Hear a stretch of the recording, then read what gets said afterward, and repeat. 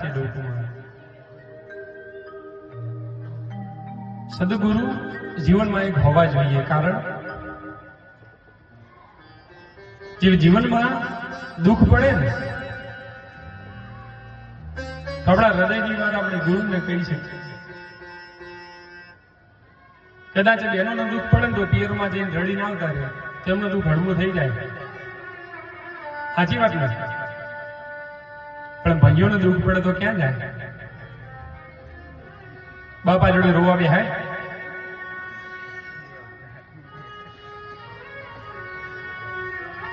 ખબર નહીં પડતી, રોવા બેઠો ઉભો થા, બધી ઓભળા દાડો. પણ સાચા ગુરુ હોય ને તો ગુરુના ત્રણેય જઈને આપણી વાત વ્યક્ત કરીએ ને તો આપણા જીવનનો બેડો પાર થાય છે. અને ગુરુ પણ કેવા નિસ્વાર્થ, સ્વાર્થ વગર તમારા જીવનમાં તમારું કલ્યાણ કરવાની અપેક્ષા રાખે ને અને એનો ગુરુ સાચો. નહીં તો 5000 નો ડક્કો નક્કી કરી ખબર તમારા ઘરની અંદર એવા ગુરુ ન કરતા હો કે પગલા પાડવાના મારા આટલા થાય. કારણ કે આપણે એનો વિરોધ કરીએ. વિચારો કે જે સ્વાર્થથી આવે છે તમારું કલ્યાણ જીવનમાં નહીં કરી શકે.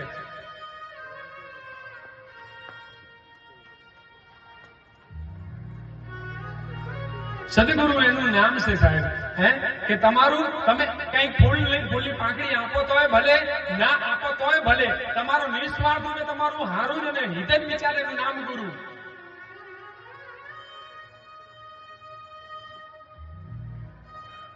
એ તો એક વસ્તુ આપણું એક ધર્મ છે કે કોઈ સંન્યાસી સાધુ બ્રાહ્મણ આવે ને તો આપણે આપણા ઘરે આવીએ આપણે એમને ખાલી હાથે ન જવા દઈએ. એ આપણા સંસ્કાર છે. ચલો, પણ માગીને આવે ને એમને જીવનમાં ગુરુ ન બનાવે.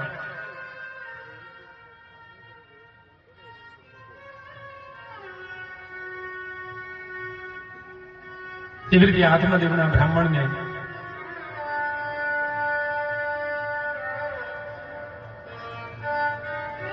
આત્મદેવ નામનો બ્રાહ્મણ ખૂબ દુઃખી છે હૃદય મનથી. એને સંન્યાસી કહે છે કે હે બ્રાહ્મણ,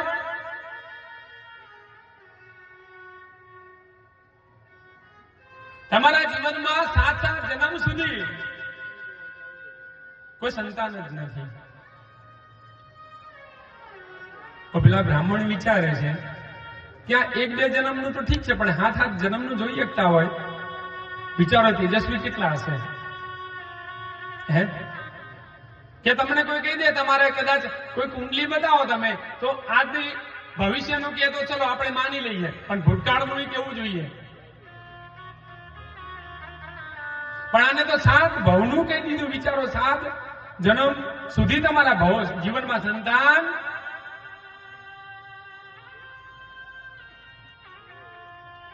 તો મહારાજ વિચારે સારું 7 જન્મનું કહી શકતા હોય એના જ પગ ના પકડી લો, એના જ પગ પકડી અને સ્તુતિ કરીને વંદના ન કરું. અને પગ પકડી લીધા અને પગ પકડી અને પ્રાર્થના કરે છે કે નમો ગુરુભ્યો ગુરુ પાદુકાભ્યો નમઃ પરેભ્ય પરપાદુકાભ્યો આચાર્ય સિદ્ધે સ્વરપાદુકાભ્યો નમોસ્તુ લક્ષ્મી વદપાદુકાભ્યો. પાદુકા કહેતા ચરણમાં, અને ચરણની અંદર પડી ગયો બ્રાહ્મણ અને પગે લાગીને કહે છે કે હે સાધુ સંત, હવે તમે જ મારું દુઃખનું નિવારણ કરો. જીવનમાં સાચા ગુરુ સાચા સંત મળી જાય ને સાહેબ તો એને ઓળખતા શીખી જજો. કારણ કે રામાયણમાં લખ્યું છે કે ભગવાન ગમે તે સ્વરૂપે તમારી જોડે મળવા આવે. એટલે રામાયણમાં એક પંક્તિમાં લખ્યું કબ કિસ રૂપ મેં રામ મિલ જાય. કયા સ્વરૂપે ભગવાન આઈને મળી જાય એ તમને ને મને ખબર હતી. અને કદાચ જો એકવાર ઓળખી જઈએ ને તો આપણે આ જીવનનો બેડો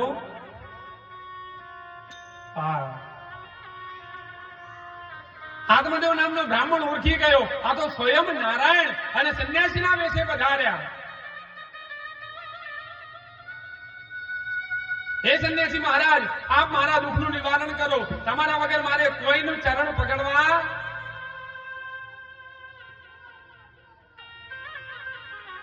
ખૂબ આજીજી કરી, વંદના કરી. એટલે સંન્યાસી મહારાજ કહે છે કે હું તમને એક ફળ આપું. એ ફળ લઈ તમે તમારા ધર્મપત્નીને, એ સિદ્ધ કરેલું ફળ લઈ અને તમારા ધર્મપત્નીને જઈને ખવડાવજો. તમારા ઘરે ચોક્કસ સંતાનની પ્રાપ્તિ થશે. વિચારો કે જેના 7 ભાવની અંદર જેને સંતાન નથી, એના એક સાચા આશીર્વાદથી એને ફળી જાય. એટલે કોકની વાત ને કોકના આશીર્વાદ હોય ને જીવનમાં ક્યારે ફળે ને એ કોઈ નક્કી ના હોય. હો, એટલે કહું છું કદી જીવના કોઈનું અપમાન ના કરવું. સારા વચન, સાચા વચન અને બને તો આશીર્વાદ લેવા વડીલોના, સાધુ સંતોના, બ્રાહ્મણોના. જીવનમાં અપમાન ના કરશો. આપી ના શકીએ તો કઈ નહીં, પણ જીવનમાં કોઈનું અપમાન ના કરો. પણ આપણે તો પાડોશી કદાચ તો આડું રૂપ ફોડી જાય, તૂટી જાય, કોઈ ઘરી જાય તો આપણે ઝઘડો હણો ઢોરી જાય.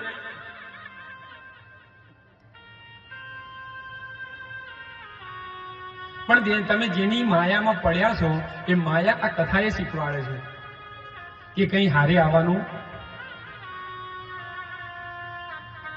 બધું એને અહીં પડ્યું રહેશે, વારસે બદલાઈ જશે. તમે વધારમાં વધારે 80 વર્ષ કે 100 વર્ષ, કદાચ વધારે જીવો તો 150 વર્ષ, મને તો નહીં લાગતું. પણ આ તો મને અભાવ નહીં જીવો તો હોય. જીવાય 150 વર્ષ?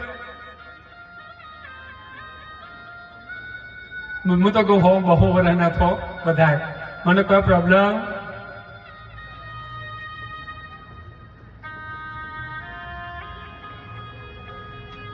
પણ 100 વર્ષની અંદર આ દેહ જતો રહેશે. પછી શું? આ તમે કહો છો ને, આ મારું મકાન, આ મારી પ્રોપર્ટી, આ મારો સંતાન, આ મારો છોકરો, આ બધું એને પડ્યું. તમે એક દાડો મૂકીને આપણે બધા જવાના. બોલો, જવાના કે નહીં? વારસે બદલાઈ જશે. હાય મારું કરતા હશો ને વારસે ચાણ બદલાય નક્કી. અને એ તો જેટલા ફોટા મળ્યા ને કઈ હારે લઈ ગયા સ્વર્ગ બોલ? કોઈ નહીં લઈ ગયું. એક વ્યક્તિ, એક શેઠ હતો. એ શેઠ ખૂબ સંપત્તિવાન, ખૂબ પૈસા વાળો. એ શેઠે એવું જાહેરાત આપી પેપરમાં, ટીવીઓમાં કે મારી સંપત્તિ, કારણ કે મારે ભોગવનારું કોઈ નહીં, કુટુંબ વાળાને આપવું, મારે બધું સ્વર્ગમાં લઈ જવું છે. જે રસ્તો બતાવો ને એને 5 કરોડ હું દાનમાં આપે. હું ઇનામ પેટે આલે 5 કરોડ. કેટલા? પેપરમાં જે વાંચે ને એ બધા એને ગાંડો કે શેઠને, કારણ કે ઉપર લઈ જવાય પૈસો, લઈ જવાય. ટીવીમાં આપ્યું, ટીવીમાં જે સમાચાર સાંભળને કે આ તો ગાંડો થઈ ગયો છે, એ ઉપર થોડું જતું છે પૈસો. જાય પ્રોપર્ટી ઉપર જાય? બોલો, કોઈ કેસે જાય? ના જાય ને? પાકું? જો અડધા કે જાય ને અડધા કે ના જાય, શું કહેવાનું મારે? ના જાય ને? ઓકે, ના જાય.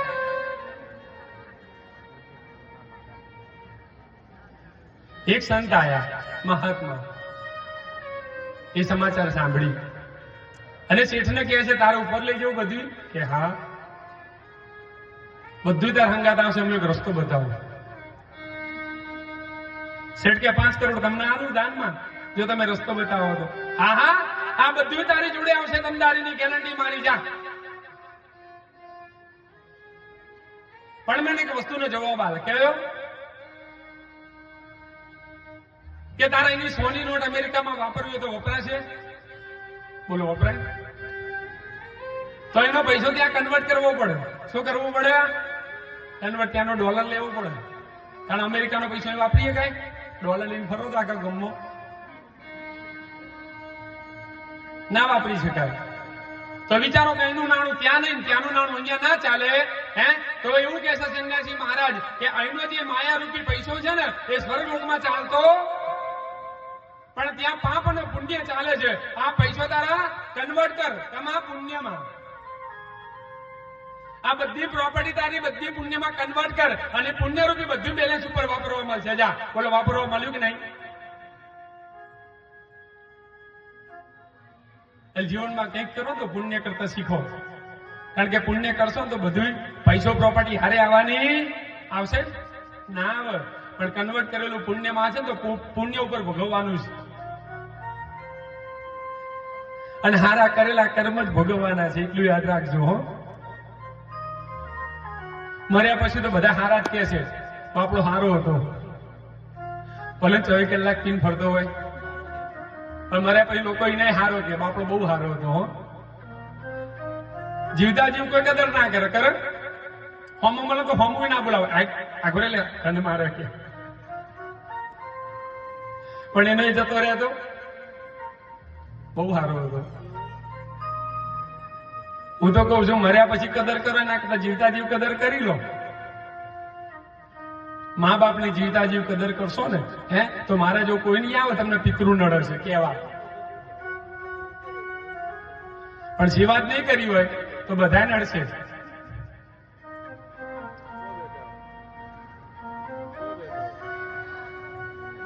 આત્મદેવ બ્રાહ્મણને ફળ આપ્યું, એ ફળ લઈ ઘરે ગયા. ઘરે જઈને એના ધર્મપત્નીના ફળ હાથમાં આપ્યું.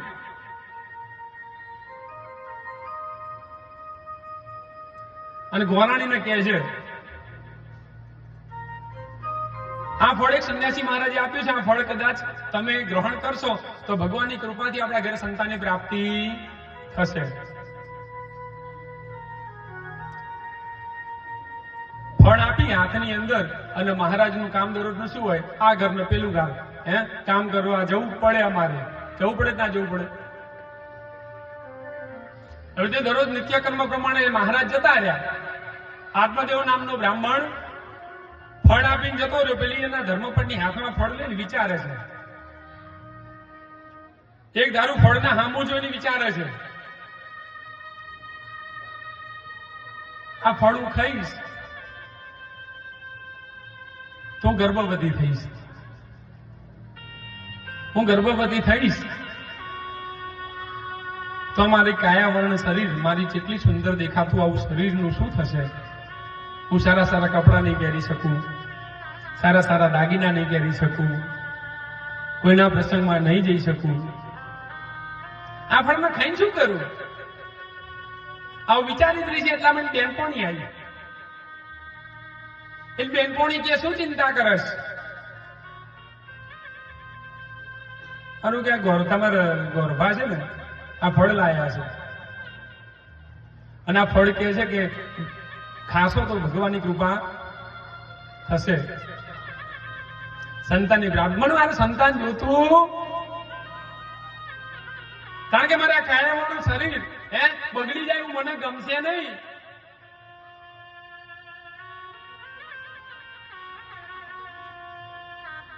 એટલે બેનપણી કે તું ચિંતા શું લેવા કરે છે? હું નહીં,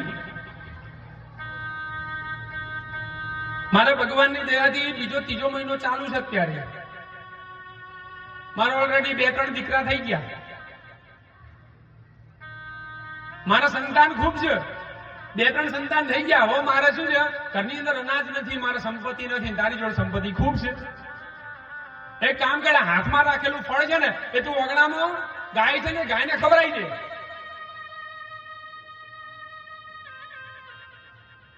અને તું મને થોડી સંપત્તિ આપજે, હું તને બદલામાં શું આ અંદર જે બાળક છે ને એ બાળક હું તને આપી દે. તારો થોડો સમય ખાલી નાટક કરવાના, ગર્ભવતી થવાના.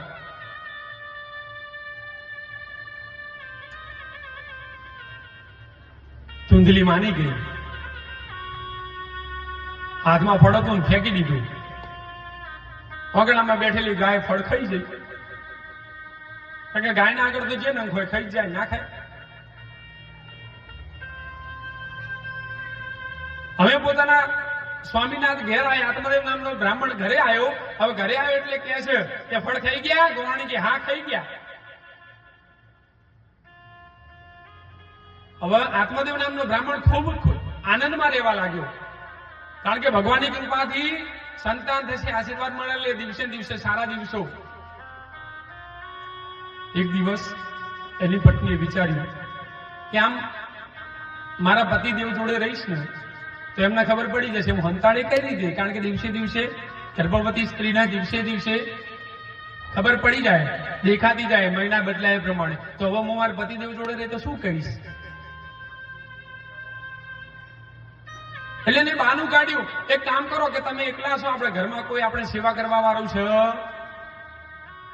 તો મારી બેનપણી તો જતી રહું, તો આગળ અમે બે જણા શાંતિથી રહીશું અને મારી સેવા કરશે. તમે આખો દાડો શું તમારું કોમકાજ હોય, દરરોજ હવન કરવા જતા રહો, કથા કરવા જતા રહો. આડી જગ્યાએ તમારે કોકનું કોમ હોય, મારે અહીં હાંચવા કોણ? આત્મદેવ નામના બ્રાહ્મણને વિચારે છે કે વાત તો સાચી હે, બેનપણી તો જવા દેવામાં વાંધો નથી. વાંધો નહીં, જા બેનપણી તો રેવાજી. આ બાજુમાં દિવસે દિવસે સારા દિવસો પસાર થાય. અહીંયા બ્રાહ્મણને સમાચાર પહેલાના જમાના ફોન નતા હો, કે ફોન કરે તો 24 કલાક ફોનમાં જ મંડ્યા રે. પિયરમાં જાય તોય હું કરો હલ્યા ખાધું પેલો કે હવે તો આજે શાંતિથી રહે ને બાપા કે ખાવા દે.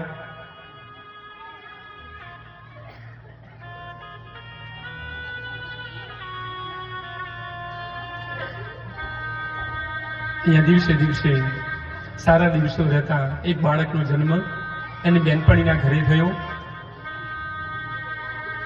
એને બદલામાં થોડું ધન આપી બાળક લઈ લીધું. એ બ્રાહ્મણને સમાચાર મોકલ્યા. બ્રાહ્મણ ખૂબ આનંદમાં આવ્યા, ખૂબ ખૂબ આનંદમાં આવ્યા. પણ તેડવા મોકલવા કોને? કારણ કે પોતાના ઘેરથી 9 મહિના થયા પછી તેડવા તો મોકલવા પડે ને. હવે લેડીઝ તો તેડવા લેડીઝો જાય સારું લાગે, ગામમાં આગેવાનો મોકલાય. આપણે હગાવાલામ કહો કે એવું હોય ને તો તમે જોજો, કદાચ આપણે કોઈ એવું હોય તો લેડીઝોને આપણે તેડવા મોકલીએ, કોઈ વડીલો ના મોકલીએ. તો આ ગરબા વિચારે છે, બધા ગામમાં ભેગા કરે, આખા ગામમાં આગેવાનો, અને નક્કી કર્યું કે આવરી રીતનું છે, મારા ઘેરથી તેડવા જવાનું. મારા ઘરે ભગવાનની કૃપાથી એક સંતાનની પ્રાપ્તિ થઈ, દીકરાની પ્રાપ્તિ થઈ.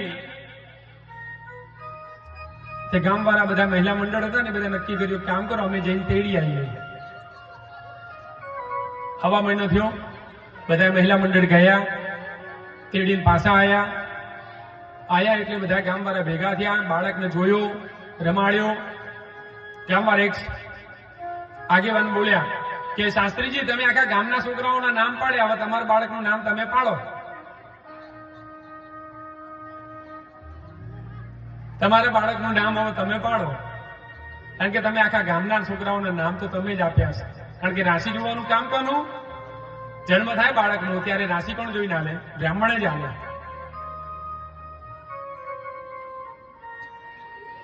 એટલા મેં ધર્મપત્ની બોલ્યા, ના હો, મારા છોકરાનું નામ તો હું જ પાડે, તમે ના પાડો. આવી જે વિવાદ ચાલુ છે, અને અહીંયા વિવાદમાં જેવો અહીંયા આંગણાની અંદર જ્યારે બાળકને ઘોડિયાની અંદર ઊંઘાડી રાખ્યો છે, અને ઊંઘાડતા ઘોડિયાની અંદર જેવો વિવાદ ચાલુ છે, બાળકના નામ પ્રસર કરવાનો, અને જેવો નામ પાડ્યું એટલે બોલી ધૂંધલી કે છે કે અચ્છા વાંધો નહીં કે નામ પાડો. બધા ગામવાળા બોલ્યા નામ પાડવાનું કીધું, એનું નામ પડ્યું શું? ધુંધુકારી. હજુ નામ પડ્યું અને ત્યાં ગાયનો પ્રસવ થયો, અને ગાયના પેટેથી એક બાળકનો જન્મ થયો. બાળક કેવું તો આપણા મનુષ્ય જેવું સેમ આ 2 હાથ 2 પગ આપણા જેવું શરીર કમ્પ્લીટ સ્વસ્થ સુંદર દેખાતું બાળક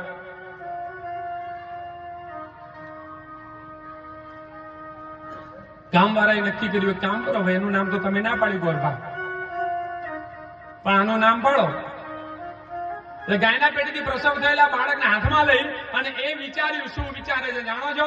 કે આખું શરીર મનુષ્ય છું, આખું શરીર કેવું મનુષ્યનું, પણ એના કાન ખાલી અલગ છે, કેવા ગાય જેવા. માથેથી લઈને પગ સુધી આખો મનુષ્ય દેખાય છે, પણ એના કાન જ ખાલી ગાય જેવા. એટલે એનું નામ પાડ્યું શું? બોલો ગોકર્ણ મહારાજ કી.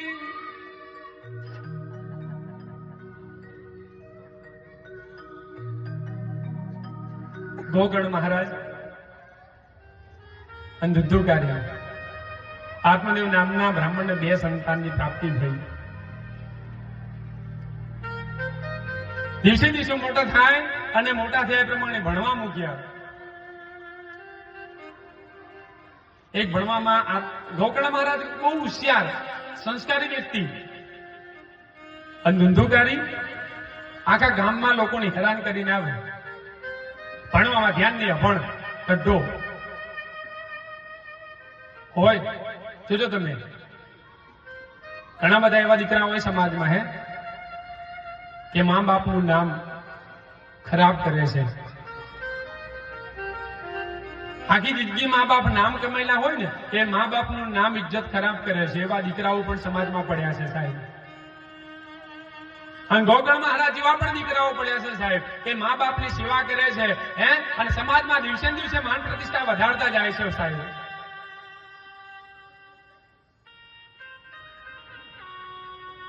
અહીંયા યુવાન થયા બંને દીકરા, અને યુવાન થયા ભણતા ભણતા એક દીકરો જુગાર રમે, દારૂ પીવે, શેર સટ્ટા, આખા ગામના વ્યભિચારી થયો. અને ગોકર્ણ મહારાજ ભણવામાં ખૂબ વિદ્વાન થયા. એટલે એમાં વિદ્વાન થયા ભણવામાં, એટલે એમને ભણવા માટે મોકલ્યા હરિદ્વારમાં. તે ત્યાંથી હરિદ્વાર ભણવા જતા રહ્યા. અહીંયા હવે પેલું કોઈ ભણવા હોશિયારો તેમ કે ભણવામાં આગળ મોકલે ને. વિચારો કોઈ છોકરો 12મું પાસ કરે, ગ્રેજ્યુએશન પાસ કરે, કદાચ અહીં કોલેજ ના હોય તો આપણે અહીંથી અમદાવાદ કોઈ સારી એવી ડિગ્રી લેવા મોકલીએ ના મોકલીએ? હે, બહાર મોકલવો પડે, કારણ કે ભણવા હોશિયાર હોય તો મોકલાય, ના હોય તો. એવી રીતે ધુંધુકારી ભણવામાં હોશિયાર નહીં, વ્યભિચારી, જુગાર રમે, સટ્ટો રમે, આવું, અને દરરોજ કમ્પ્લેન આવે. દરરોજ ગામવાળા આવીને કે આ તમારા બાળકને સમજાવો, પેલાની છેતરપિંડી કરે, પેલાને આવું કરે છે, હેરાન કરે છે. ત્યારે આત્મદેવ નામના બ્રાહ્મણ પાછા દુઃખી થયા. મનોમન વિચાર આના કરતા છોકરો ના હોત તો સારું હતું. કારણ કે કઈ કહેવા જાય ને કદાચ દીકરાને કઈ ઠપકો આલવા જાય તો એની મા વચ્ચે કૂદીને પડે. હવે મારા દીકરાને કોઈ કહેવાનું નહીં, અમે નહીં આવે. આજની માવડીઓ આવ્યું હોય, બાપા કોઈ કહેવા જાય ને તો તરત માં વારી લે. જો મારા છોકરાને કોઈ કીધું તો અમે નહીં આવે, બાપા વિચારે હું કોઈ કરી જ ના શકે.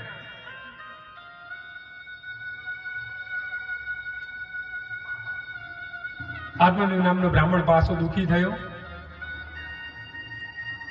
વિચાર્યું મારે હવે શું કરવું છે? હવે એક જ માર્ગ કયો? હરિભજન. અને હરિભજન કરવા માટે ક્યાં જવું પડે? તો જંગલમાં જવું પડે. તો પોતાના ઘર પરિવારને ત્યજી અને આત્મદેવ નામનો બ્રાહ્મણ એ જંગલમાં ચાલતો જાય છે, ભગવાન નારાયણનું ભજન કરતો જાય છે સાહેબ.